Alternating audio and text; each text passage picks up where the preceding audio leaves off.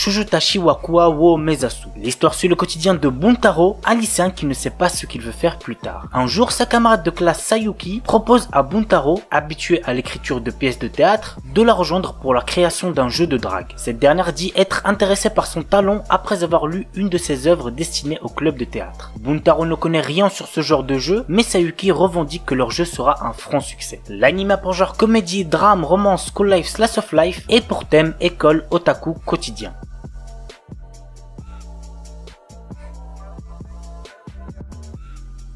Mahogun Saikyo no Majutsushi wa Ningen Data. Ike est un puissant magicien et le chef de la brigade immortelle qui fait partie du 7e corps d'armée du roi démon. Il conquiert à lui seul des forteresses et repousse les armées humaines. Ni le roi démon Dairokuten, ni les loyaux soldats d'Ike ne savent qui il est vraiment. En réalité, c'est un humain. Parviendra-t-il à préserver son secret et à instaurer la paix entre les démons et les hommes? Qu'au regarder l'anime pour le savoir. L'anime a pour genre action, aventure, fantasy, isekai et pour thème autre monde, combat, démons, magie, monstres, réincarnation, transmigration.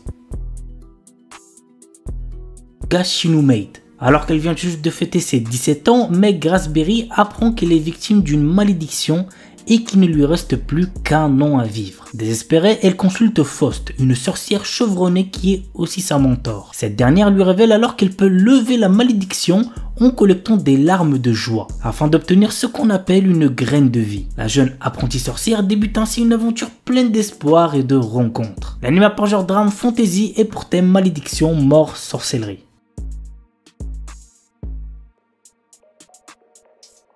The Beginning After the End. Une œuvre que je pense vous avez déjà dû en entendre parler puisque le light novel a eu un énorme succès. Bref, voici le résumé.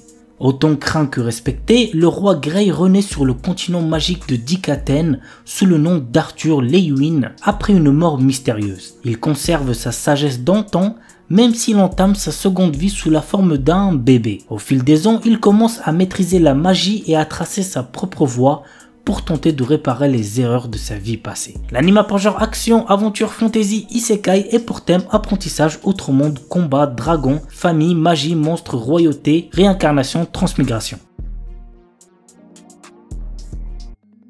Lazarus, 2052. Alors que la planète Terre connaît une ère de paix et de prospérité sans précédent, le professeur Skinner, neuroscientifique détenteur d'un prix Nobel, met au point l'Apuna. Ce médicament miracle est une véritable révolution puisqu'il peut tout soigner sans effet secondaire. Mais alors qu'il est mis sur le marché, son concepteur disparaît sans laisser de traces. 3 ans plus tard, le professeur Skinner réapparaît et indique que son médicament a un effet secondaire de taille. Tous ceux qui l'ont utilisé mourront au bout de 3 ans. Le compte à rebours est lancé pour Lazarus, un groupe de 5 personnes chargées de retrouver le scientifique et de trouver un remède à l'Apuna. L'anime a pour genre mystère et pour thème futur mort.